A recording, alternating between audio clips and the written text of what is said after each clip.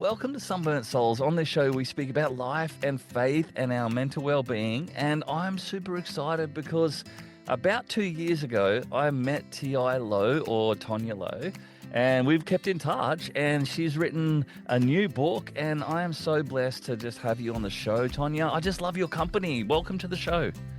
Well, thank you for having me back. We've been reading your writing and we watching your interviews and hmm stuff, and so other people know about you more than you know about them. Is that strange? Like, what's that feel like? it is, but I try my best to actually get to know people. So when people reach out to me, I try to keep in touch with them too, because I sent out this post this week actually about how this writing journey, the best part of it is all the friends I've made. Yeah. And before then, I was a stay-at-home mom, and I was kind of like, in my little sheltered bubble. And I had my friend group, but that was it. But I have met such, extraordinary people. I'm talking to you, and you're in Australia, and here I am in this tiny town in South Carolina, United States. So it's been an amazing journey to get to know Oh, people. it's cool. I love that. That must be very exciting because you do a lot of interviews, and I see you online a lot. Lots of book reviews. You're with Tyndale, so they're like massive. hmm So they're pushing you out there and everything as well. And you're in a fun season where your children are off to college now. Yeah, I've got a good bit of freedom now. Funny enough, I look back. So I've been doing this for 12 years now, and my first uh, book event where I was supposed to speak, I bombed. I Really? totally bombed. Yeah, I was terrible. And the ladies that owned the bookstore, she kind of kept helping me out and kept talking because I was like, and so she went with, we became really good friends, the bookstore owner. And so probably 2 years ago, she went to another book event with me. And on the way home, she said, "You have come such a long way." But I had learned, see, because I was trying to be very professional and very, I thought I had to look like a very professional author. But come to find out, that's not what people need. They just Mm, need to chat and have a friend. So I'm like, if I stutter, if I mm. my southern voice slurs a word or one. It's fine. We're just going to have a conversation, and I might make a silly comment along the way, but I think that that worked for me when I finally figured out that I could just be myself, and I didn't have to put on this air of being some a Mm. fancy author, because that is not what I am. It just all clicked into place. And so it's pretty fun now.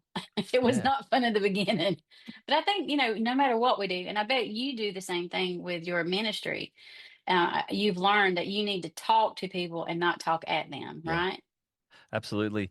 That's why I think we've connected, Tonya, is because I feel the same way about how we do faith as well. It doesn't have to be perfect. It doesn't have to be polished. It just has Yeah. to be it's got to be real. And when you last came on this show, I got a bunch of my friends from my life group to read the book, and all of them loved Well, it thank you. because it was real.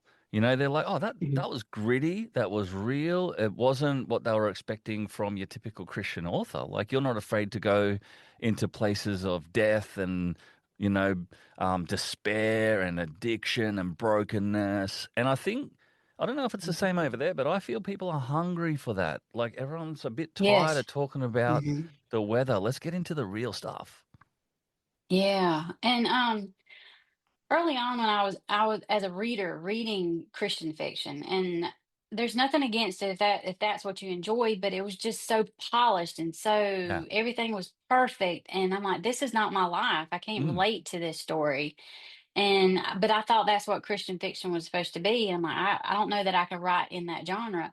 But then, Dave, you read the Bible, and it is gritty. It Yeah. is broken people. It's people struggling with, sin or addiction, or, even Paul talking about the thorn in his side. I'm like, if the Bible can do it, why aren't we as Christians doing it? Because I can relate to those people, those broken people in the Bible, but I can't relate to, this woman that won't even think twice about, she had a very perfect, polished Christian, so to speak, life in a Christian fiction novel. So, and I will always give props to Francine Rivers. She showed me in her writing that you can be gritty and you can show, grit with grace for faith. And so that's where I try to lean that way, because I can relate to it too.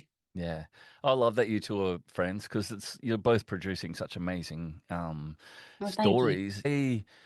The latest book, it's got some themes that are really close to home for me. And so, like, Hmm. we got to make sure we don't give spoilers because I want everyone out there to read this book, south Oh, of well, somewhere. thank They you. need to read it. So we'll do our best not to give spoilers. But one of the mega themes, and I don't think I'm giving anything away, is really around addiction and the cost of addiction and the process to get out of addiction. And you get into it. The foundation from that for that book was my family has gone through that with loved ones. My grandfather was an alcoholic, so I've seen it all throughout my life. And then I had a loved one die of a drug overdose 3 years ago, Oh, and it rocked me because it and this person, and I try to, it's not my story to tell. I yeah. just try to tell my side of a story. So I say this person or whatnot. But if you read the book, I'm side of the story. I'm the sibling. I'm the loved one. I'm the family member that does not understand why the other person won't get clean. So I really wanted it was a whole grief. This was me grieving this book. And it was my Yeah. process of trying to, wrap my mind around why I couldn't fix that loved one. And so I just I dove into the research of drug addiction, and I would love to talk to you about like America versus Australia. But over here, there was a study done in 2023, and it said 1 in 4 children will have a parent or guardian at home that's battling addiction. Oh, One wow. in four. So there's so many families that are touched by this, and even if you don't personally have a struggle with addiction, odds are you know someone that does. So I really wanted to start the conversation, open the conversation up through, and it's amazing that fiction can do that. Yeah.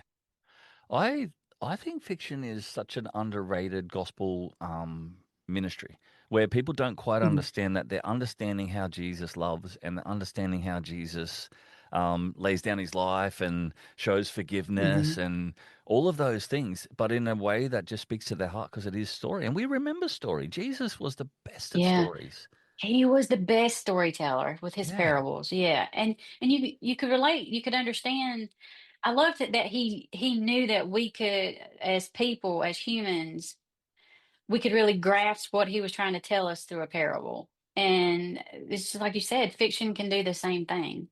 Mm, Like someone will pick up, south of somewhere as it's a southern fiction. It's set on a coastal town in South Carolina, and pick it up for entertainment, but walk away with so much more than just an entertaining story. yeah. And that, to me, that's all God. That they can find Him in the pages, even though they weren't looking for Him. Yeah, and all the characters kind of like represent a different aspect of things we might struggle with, or you meant. Hmm. I feel bad saying this now, but you said you resonate a bit with Cy. He was the one I Hmm. found a little hard to like in the early days. So that's not Hmm. personal about you in any way. You can't like them all. Yeah, and it wasn't that I didn't like him. It was just like I felt because I'm probably more the Junie than the Cy in the story, and so Yeah. I would have at that point be like, "Come on, man." But just with even with Sai, I wanted you not to like him completely. I wanted people not to really like Junie completely. But Mm, and that's the thing. You meet someone face value, and they might not give you the best first impression, or you be like, like, oh, he's so hard on his sister, he's so judgmental.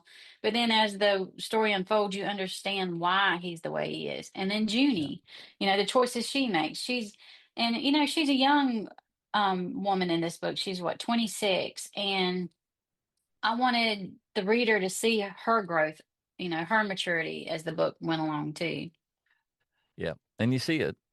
And I'd like a happy ending. Once again, can't say it, Oh yeah, but me too. I do. And I thought the way you brought that around was genius and very unassuming. It was like it snuck up on me. I was like, oh yes, But there were some other really good characters like Gilbert, the AA guy.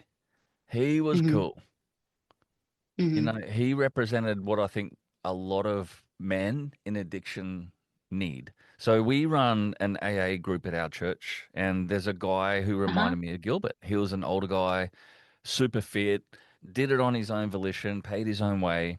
There's no money Hmm. changing hands in AA or NA or anything. And Yeah. and I don't know, I just really respected him. Tonya, with all of this, I suppose, how is it difficult not to make these characters your people?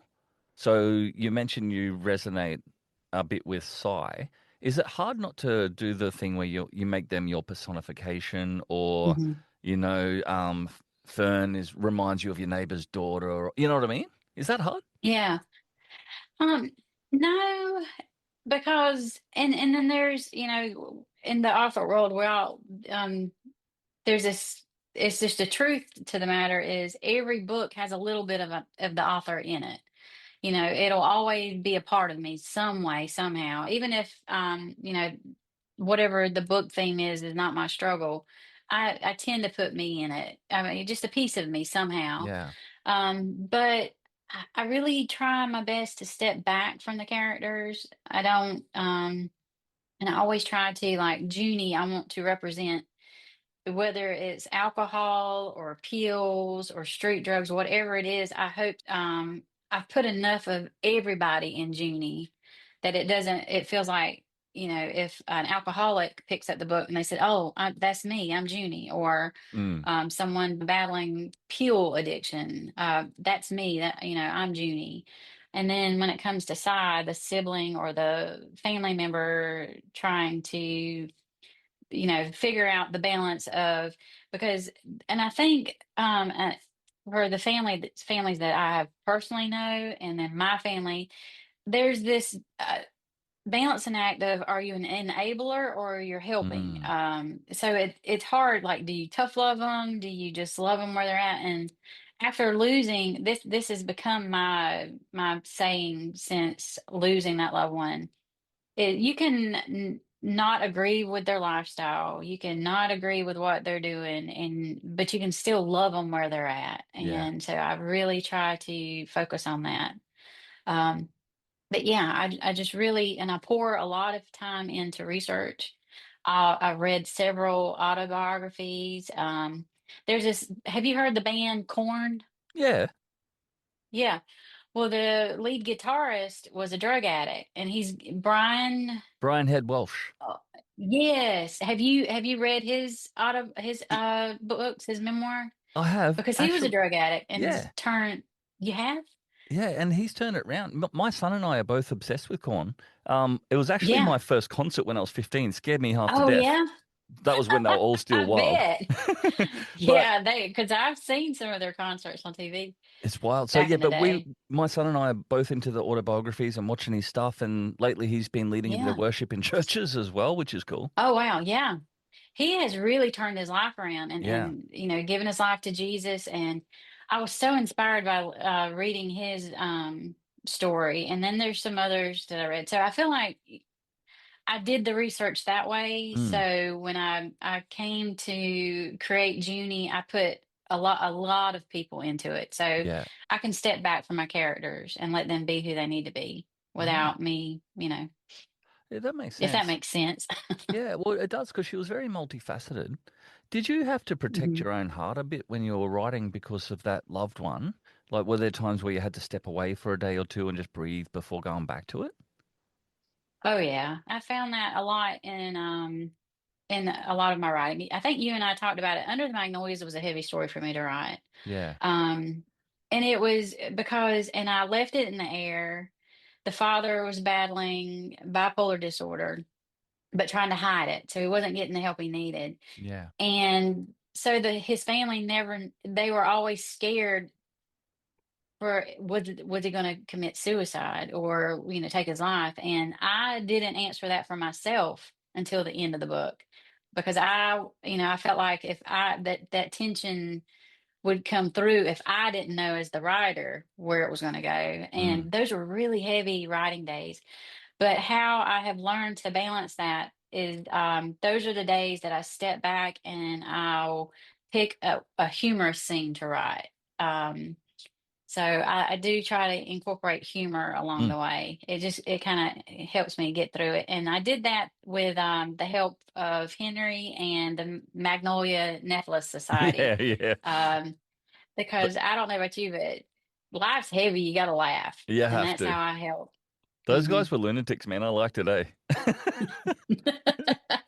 Yeah, Henry was cool. Oh man. Did is Sullivan's Island, is it actually the Yes. same one as on South Hmm. Carolina? Because I got on there today on Google Maps and had a little look Yeah. around.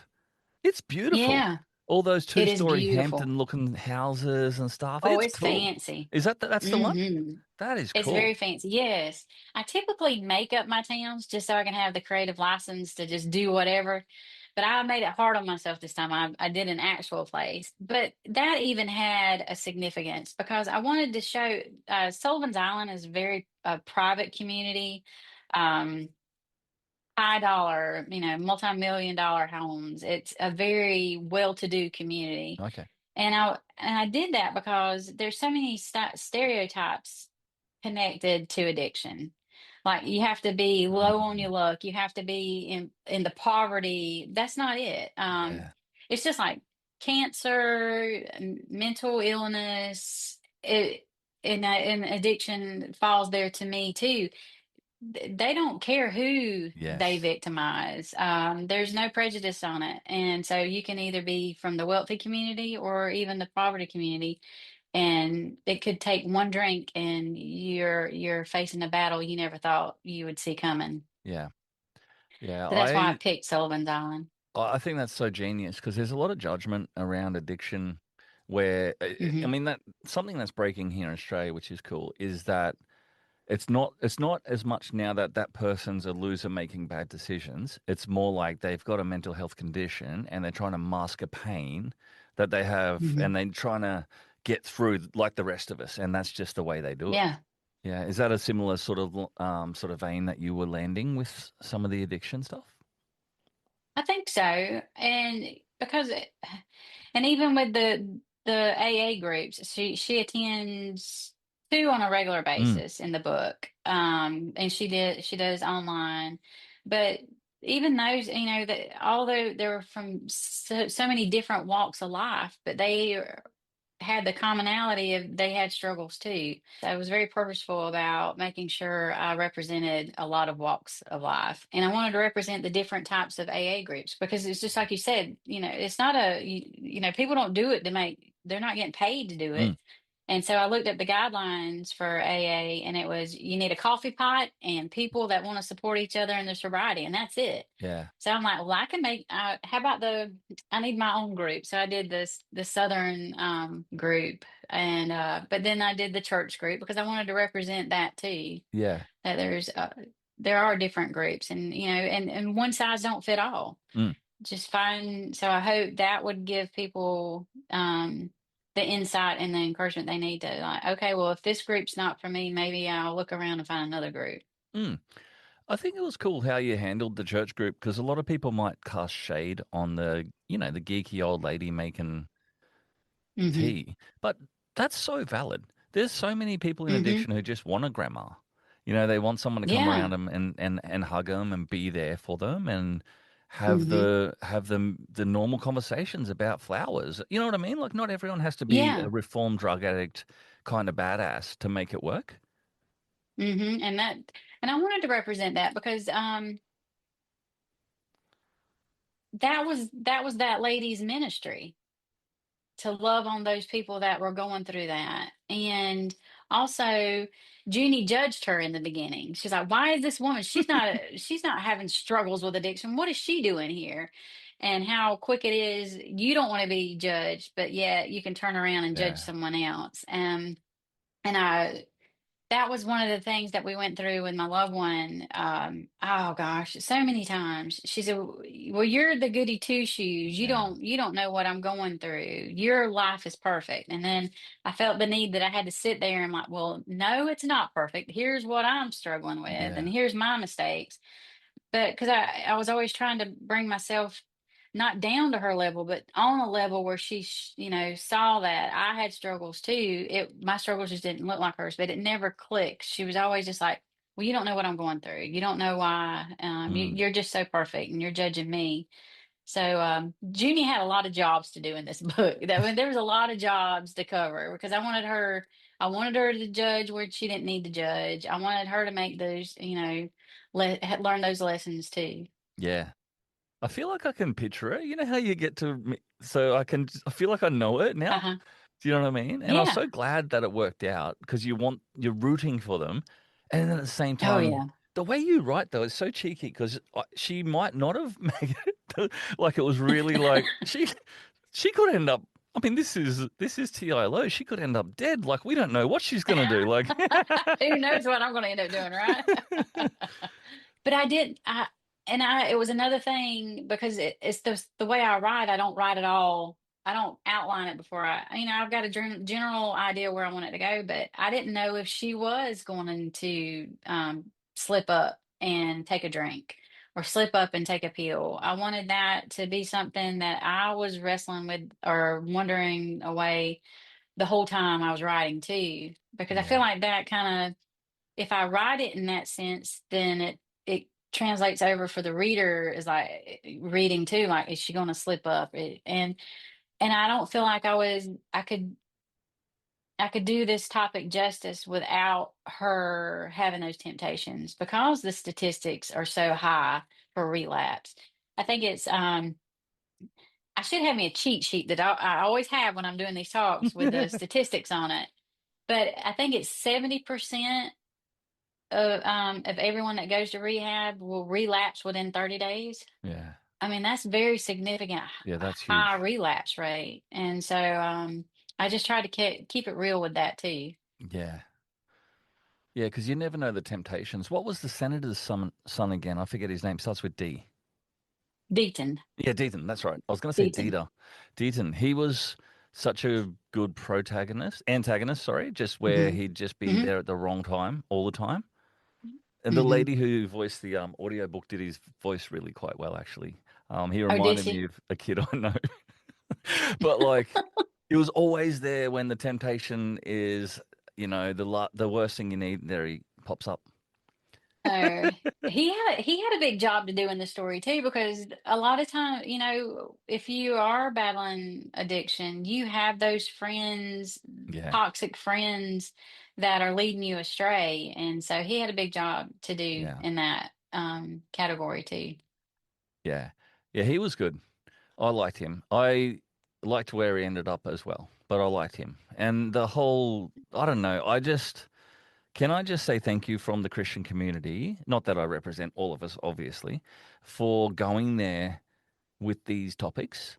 Like with Well, Under thank the you. Magnolias, we went there with bipolar. I got drawn to that because I'm a Pastor Dave with bipolar, like he was, and like I feel like there's a lot of people out there resonating with a message that they may not go and walk into church to hear. You got Mhm. to really, if you don't mind me saying so, it seems like you've got a really good grip on the redemption story of Jesus. That you understand what's like for someone to be broken and be redeemed and restored. And I pray you can keep telling stories like that. Is it the Thank you. gospel thread that keeps driving you? Because, I mean, it's not easy to keep doing books. Like, is it the gospel thread? What is Mhm. it? So every time I start a new book and throughout, my prayer is, God, give me the story you want me to tell and don't let me get in the way of it. Mm, And I thought, and I will be honest with you, probably about midway of, I've only been doing this 12 years, so I know this sounds dramatic, but about midway through, I was struggling with it. I couldn't find an agent, a publisher. I was trying to do it on my own, and I was ready to give up or start writing just secular books. Take take my faith out of it, mm. and it just out, and then I'm like, and it was funny enough because I had made the decision. I'm like, this is not working. I'm going to do it this way. And my sales tanked. And then all of a sudden I took a step back. I'm like, oh, okay, God. So you're telling me something that, this is it's not just writing books. This, I feel like, is part of my ministry. Yeah. And I was taking it for granted. So there was a line in this a spot in my journey in the road, and I'm like, I had to decide, was this going to be my ministry, or was I trying to do this for the wrong reasons, like fame and Yeah. book sales and whatnot? And then when I gave it back over to God. Wasn't too long after that, I signed with an agent, publisher, and then Under the Magnolias just blew up. Yeah. It's all God. And I feel like I needed that struggle to remind me where my place was, and that's behind God, God first. I was trying to get ahead of Him. And so I'm always, God, give me the story you want me to tell. It might, the story I'm working on now is the aftermath story. It's not much of it's not in the line of redemption, but it's aftermath. And another thing that us as Christians struggle with, loss.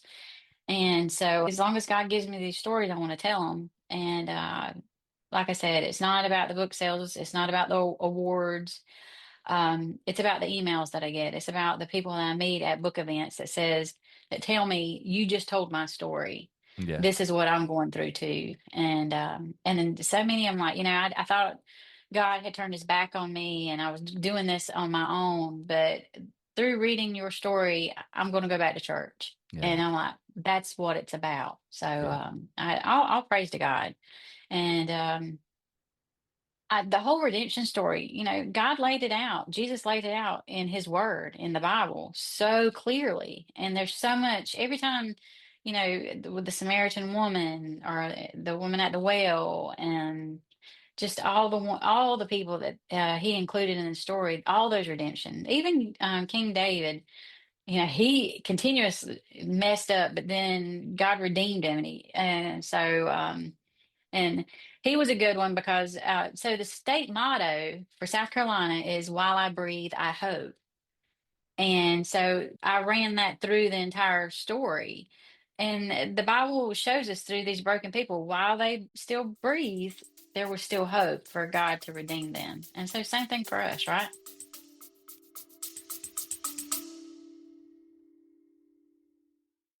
Sorry to interrupt, but if Sunburnt Souls has helped you or blessed you in any way, can I please ask a favour? Could you please tell somebody about it or repost a link or bring it up over dinner with a mate? As a small podcast, we grow by word of mouth and we don't have a big budget for advertising, but we know there's so many people out there that are walking with their own faith and mental illness, or they're supporting someone else who's also walking with their own mental health issues. It'll cost you about 30 seconds to promote or share a link, but the outcome in someone else's life could really be super positive. So thanks so much. Let's get back to the episode. Now that that moment in the road happened, do you ever get tempted to start thinking like you were before that, or is that dealt with now? It's dealt with now. Oh, praise God. Yeah, you'll see a fellow author will have a book released and they'll get this little orange strip on Amazon that says #1 bestseller in their category. And used to it bothered me because my book may not get that. But nowadays I don't want a real quick, fast. All of a sudden, the book comes out and there's a big 1 day sale where everybody gets the book and I'm a bestseller. I just would My prayer is God just keeps putting them in people's hands along and along when Yeah. they need it. I don't want the story to just. I like when I want God to put my story in people's hands when they need it, and so I don't know. I don't know what God's got and what His intentions are with my books, but I want Him to do it, and it might be um, slow sales. It might not. It may only be I might write a book for just one person, Mm, but I to the point where that's what matters. And if it changes someone's life, I think that's much more important than a sale. yeah. And so I've dealt with that. I dealt with it because I felt like, and it wasn't, and it, there was a lot of selfishness when I was at that part in my journey because I wanted to be the successful author, and it was all about what I wanted, and so I had to remember.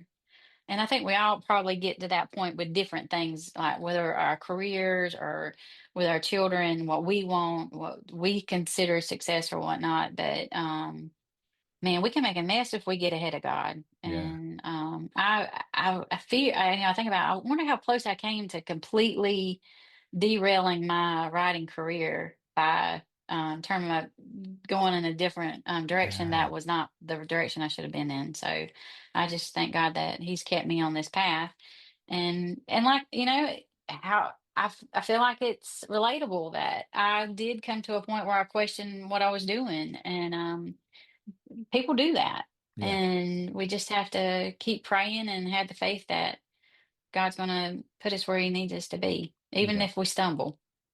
I love that, Tonya. It's actually ministering to me because through this week I've been a little bit like, when you're asking the questions around the podcast, I would be like, okay, how do we go to the next level? And there's just, you can read a million blogs, you can follow 1,000 coaches and whatever else, but I got to a similar place where I'm like, God, can you just do your thing, man? Because what do we know? Like, you know what I mean?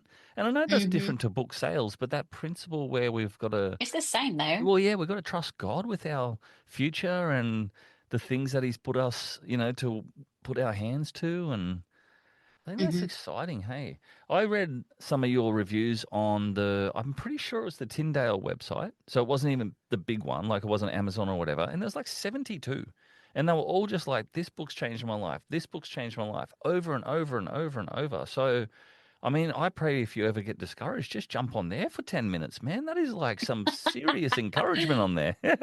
Well, thank you. Yeah. But and I'm sure you feel the same way. That's what matters, right? Yeah. Is we're sitting here talking or cutting up, or and you might be doing a podcast, but you want people Yeah. to come to hear us, very informal chat today, Yeah. but find some encouragement to get their life back on track That's too, right. and just keep doing what just keep doing what they're doing, right?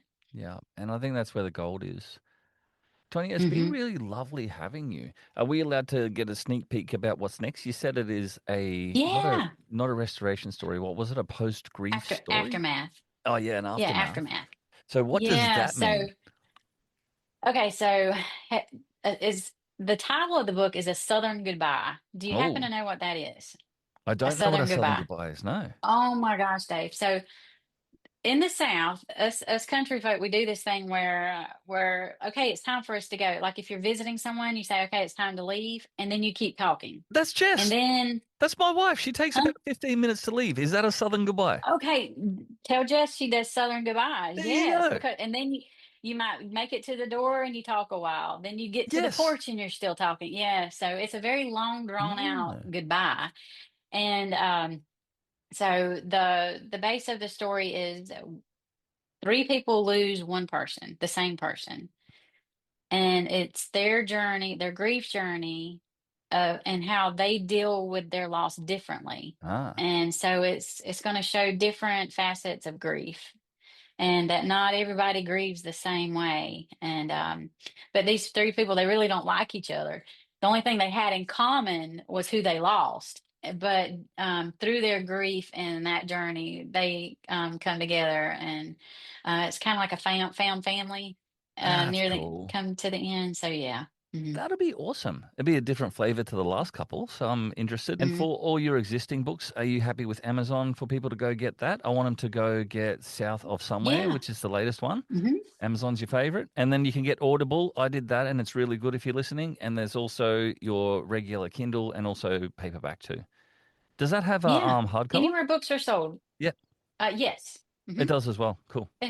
Yeah, if you like hardcovers, they have hardcovers too. Um, and like Books A Million, Barnes and Noble, Yeah. Amazon, Tyndall, you can go straight to Tyndall Yeah, and nice. order Tyndall House Publishers. So yeah, anywhere books are sold. Yeah, awesome. I recommend you do that. T.I. Lowe, Tonya Lowe, it is unfortunately the end of our chat. We're We'll gonna be do it. Are we gonna do a Southern goodbye? there. We'll do one after we hang up. We'll we hang out for we the next we'll couple of keep hours. talking, right? I cannot believe you've finally explained what Jess does. I just want to smoke bomb. I Yeah, want to just go now. But she just takes all yeah. day. So Tell her she should be living in the South. I'd come to the south. I mean, if I could go and steal somebody's house on Sullivan's Island, I would. Those things were Oh, me ridiculous. too. Weren't they nice? Hmm. There's no Yeah. fences either. Everyone's just kind of near each other and stuff. It's cool. Yeah. We went several times so I could do book research, so to Yes. speak. I mean, it was terrible, Dave. I had to go to the beach. I had to go to the restaurants. I had to go shopping. I mean, it was just awful I research. But bet. yeah, I did it for the book. I did it for the book, you know. I love that. Oh, thank you, Tonya. Sunburnt Souls is always blessed to have you. And Yeah, it was yeah, nice to we be here. appreciate you. Thank you. Thank you. So would you want me to pray now? I would love that. All right, let's pray. Dear Lord, we thank you so very much for allowing me and Dave to come together and to have this chat. We thank you, dear Lord, for our platforms. Even though they may be smaller compared to others, you can do great things through them. And I know that you will. I pray that you would bless Dave and Jess and his family and his ministry as he moves and does as you would have him do. And just continue to bless us and guide us. Thank you, dear Lord, for all that you do. In Jesus' name I pray. Amen. Amen.